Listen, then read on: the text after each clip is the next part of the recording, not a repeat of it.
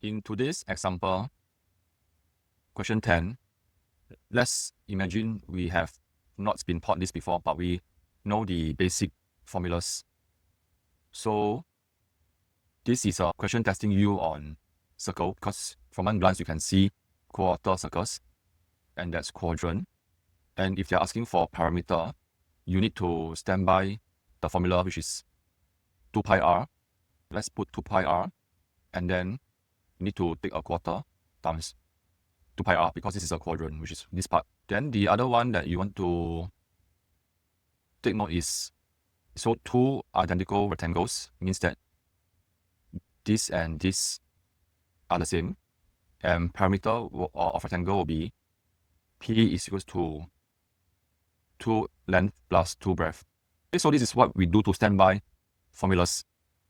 And it doesn't matter whether this is paper 2 or paper 1, you need to know this. Move away from asking like what most people do, is this paper or paper 2?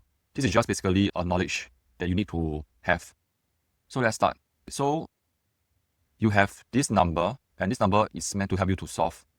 And you need to find the radius. So for part A, how do you move from a rectangle parameter to radius? So let's find the common point. So the common point for the radius will be here, which is here and here.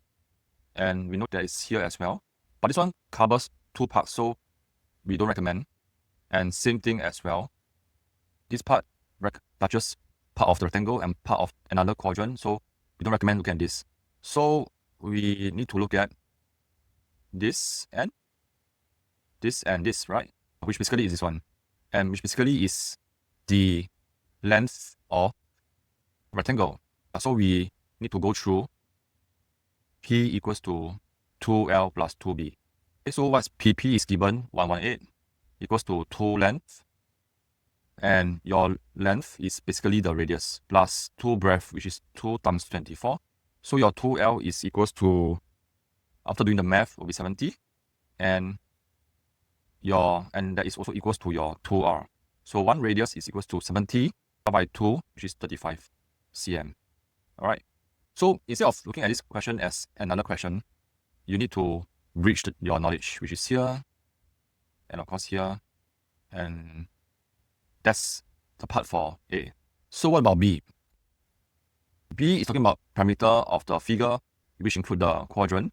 And basically for B, you need to group up what is important, or what you can group up, then you times 2. So what I can do for you is I can guide you through. So can you see one quadrant and two quadrants? And basically they form a semicircle. So you have half times pi given, this is a pi, times 2 again, times r. So part A answer can be used for part B. Alright, so you do cancellation. Then this is a 5, and 22 times 5 will be 10. Then next, you factor in 2 breadth. So it's 2 breadth, which is 2 times 24, which is 48. Then you factor in 2 length, 1 and 1. So will be 2L is 2 times, your length is a radius, so it's 35 equals to 70. And then after that, basically here and here should be the same, because both are identical. So 2 times 7, which is 14 cm. So when you add this, you get a total of 242 cm. So that's the answer for part B. So basically for A, you need to bridge them using formulas that you know and stay calm. For B, it's more of 2, 2, 2, and here 2 as well is grouping. Or you can find 7 plus 1 quadrant plus, which is the arc here, plus 124 plus 35. Then here is another group. So you have one group here and another group here.